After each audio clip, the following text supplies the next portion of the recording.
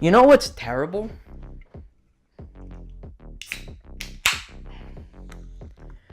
Jumanji. Welcome to the Jungle Edition. I watched Jumanji and I was like, wow, that's a pretty bad movie. And then I was like, why not write 5 pages worth of notes on why I think it's so terrible? And that's exactly what I did. Jumanji is a film that is so bad, it is beyond my own comprehension. This director has directed a lot of cinematic masterpieces, as you can tell. Wonderful, wonderful films. Anyway, let's get into it. I think this is a good time to introduce a movie that I think is pretty excellent, and that is The World's End by Edgar Wright. This movie is very, very, very, very, very, very, very, very, very, very, very, very, very funny, and it has a lot of great cinematography, editing, performances, and stellar, amazing, just action sequences. It's unlike most comedies out today, I can guarantee you that. Anyway, let's talk about Jumanji now. Zoology, bitch! Jumanji is so unbelievably safe with the way it chooses to present itself. Every single piece of composition is just shot, reverse shot. Well, hold your horses, we're going to a medium shot now, whoa! There's nothing interesting or engaging or exciting about the way that this movie is shot. It looks so insanely boring. It's like if Amy Schumer made a sitcom. Oh wait, yeah, that's something that I'm gonna have to talk about, isn't it? Oh, great. Stay tuned for that, I guess. Here, let's just take a look at a scene from World's End and a scene from Jumanji. Let's compare them, and you tell me which one you thought was better.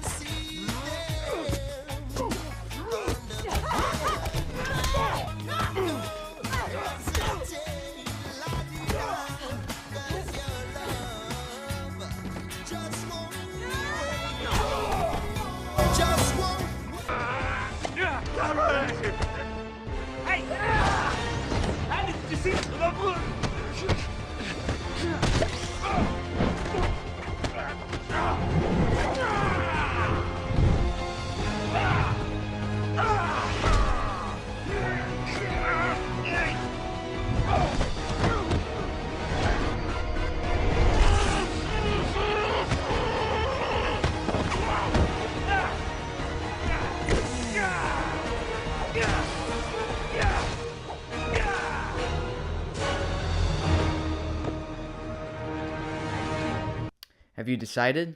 I know I have. I have a lot of work to do with this editing. You look at The World's End cinematography, and it's so creative and interesting and visually engaging, and it has such a well-realized sense of dynamic movement and creativity, and I think visually that's what sets it apart from other comedies. And then you look at Jumanji, and it just looks so fake and polished. It doesn't feel unbearable to look at, but that's kind of the point. It has no style, it has no flair, it's just so objective. There's nothing that we haven't seen before in the framing. There's nothing that we haven't seen before in the colors. It's just so incredibly glossy and objectively pretty. So that way we can't really say anything bad about the way that it looks. And I think that's kind of the point. Again, this movie doesn't look terrible. The point is to make something that just looks good enough. It's almost like it's trying to annoy me with how mediocre it looks. Of course, there's a lot more to a film than just the technical aspect of it. So, how good are the characters?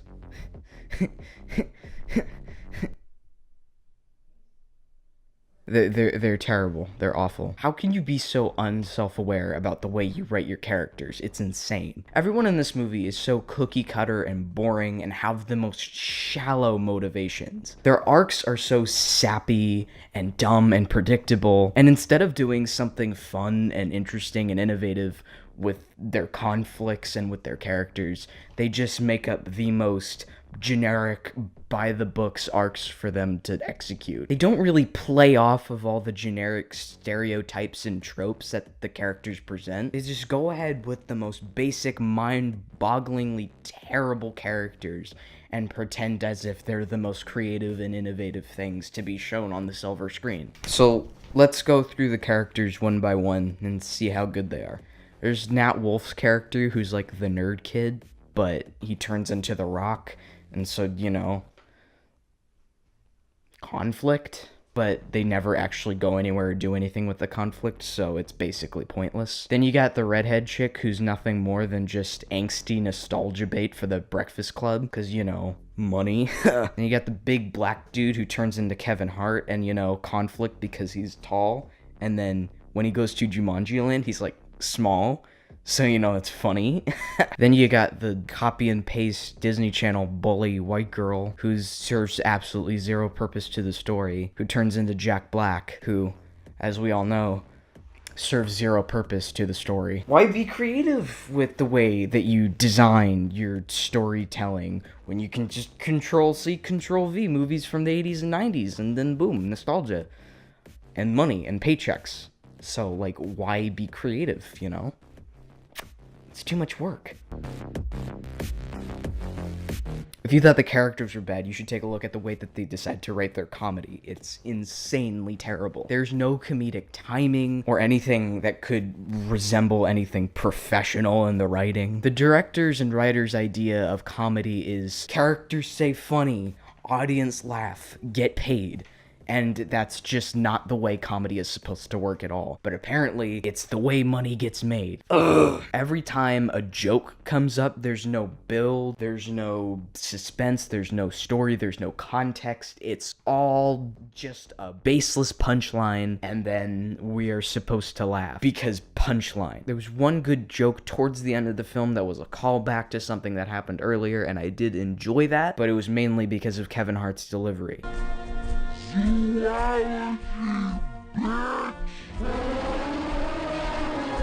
Yes, I can be a little bit biased from time to time. Again, I'm gonna use The World's End as a reference point. Every scene involving comedic dialogue and physical comedy, it's all done with such artistic excellence that I can't help but be impressed. There's always some sort of personal style or taste or innovation that the director put in to make it more interesting and engaging and more like something that you haven't really seen before. And that is so much more admirable than what they do in Jumanji. Jumanji is so formulaic with the way that punchlines are delivered. There's nothing here that's of actual personal value. There's nothing that makes the writing style of Jumanji interesting or unique, and it doesn't really have any personality, so naturally I don't really find it funny because it's something that I've already seen a billion times before. Again, you look over at The World's End and it does a lot of just the basic things that comedy requires, and with such a creative and stylistic flair. Great examples of other films doing comedy incredibly well are Ghostbusters, Monsters, Inc., Birdman, kind of, Oh Brother, Where Art Thou, etc. And not crazy people who kind of, sort of think they understand how to make movies, but are actually completely insane, but still make $1 million anyway, because Hollywood. Now let's take a look at a funny scene from Jumanji. Good. That's better. Now smile. You look terrified. Oh my God, you're so funny. You're so funny. Oh my God, you're so funny. Oh my gosh, you're so funny. I think I'm getting it. You are getting it. Go, girl. Now keep your lips slightly parted, like, yeah. No, not gross, just relax. Now touch your tongue to the roof of your mouth, like this. Like this? Like this. Like this? Like this. Like this. Like this?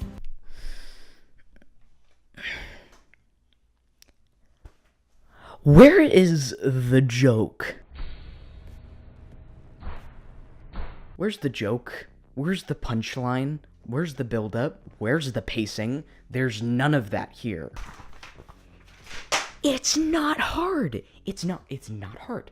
It's hard to be stylistically creative. Yeah, it's hard to do that, but it's not hard to get the basics of comedy down correctly. And then you have the physical comedy in the movie, which I'll admit, isn't terrible, but again, basic physical comedy isn't really that hard to do. But again, you do have people like The Rock and Jack Black who are masters of physical comedy, so it's not like the writers or the director was doing anything really that amazing or creative with it. It's just that they happen to have people who were good at doing physical comedy. So it's not like it's really that big of a compliment, but I'll give credit where credit is due. Physical comedy, not terrible. But again, there are other films, especially World's End, who have done this much, much, much better. Now, contrary to popular belief, the script is a lot more than just the written dialogue. It's the pacing, it's the character arcs, it's basically everything I just mentioned. It's a lot of aspects all tied in with dialogue. Again, there's also a lot of aspects that weren't in Jumanji that usually should be in other scripts, especially in comedies, like subtext and organized structure, basic things. Of course, Jumanji has absolutely zero understanding of how to execute any of these things correctly. So the writers, because they're incompetent, decided to just make up the most boring, generic, safe, cookie-cutter script they could come up with, ship it into Hollywood, and hope for the best. And apparently, it worked. Apparently, you can just send in any garbage script as long as it has the most basic formulaic form of dialogue and storytelling narrative construction possible. There's nothing interesting happening with the characters because they're given absolutely nothing to do. Jack Black's character is just there, literally, serving almost no purpose to the story or to the other characters or to the basic core narrative. He's not even as useful as a side character could be. He is just there. He's there because he is Jack Black. Also, every single one of the arcs, whether they'd be tied to the story, the side plot, the subtext, the characters, they're all just incredibly generic and repetitive. There is nothing interesting happening with them. So if all of these sub-arcs and subplots and side plots, if all of those are completely pointless, then why are they in the movie? Why are they here? Are they there to pad the runtime? I don't know. It makes no sense. It makes no sense. It's completely void of any meaning. Anything going on under the surface, under the dialogue, is completely pointless. The writers must have thought they were being clever and interesting and unique because they had things going on with the characters that weren't explicitly stated through exposition, but they absolutely were not being interesting or creative, because all of the subtext happening with the characters that isn't being explicitly stated through exposition is completely pointless and unimportant to the story.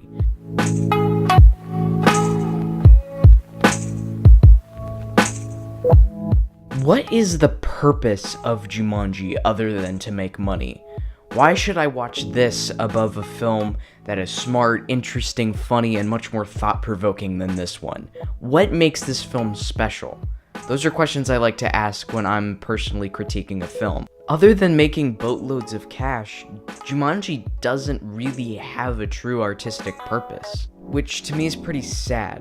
Why do people always have to make films for the sole purpose of generating income? It makes me incredibly upset when films like this exist for no other reason than to be just financially successful. I mean, that's not why we should make movies. That's not how we should treat this age-old art form. Film has the power to evoke emotion and is able to make you cry and scream and laugh, and is able to impact so many lives and even impact culture itself. And yet we still have these dumb, vapid garbage movies that have absolutely zero intent to take advantage of the immense power of the art form and are simply here for the sole purpose of making money. If you're gonna make a movie, then at least just have something to say. Make a movie that exists to be art or exists to be entertaining, and don't go by this stupid, money-hungry formula that all of these other Hollywood blockbusters seem to have. That's about all I have to say about Jumanji. Jumanji, Welcome to the Jungle. Please do yourself a favor and go check out The World's End and all of Edgar Wright's films. They're all fantastic. He's probably one of, if not my all-time favorite director working today, and I love his work, and so please go watch that over all of this garbage coming out today. I hope you enjoyed this video and found it entertaining. If you did, a like or a subscription would definitely be appreciated. If you didn't, I don't know. I hope you enjoyed Jumanji.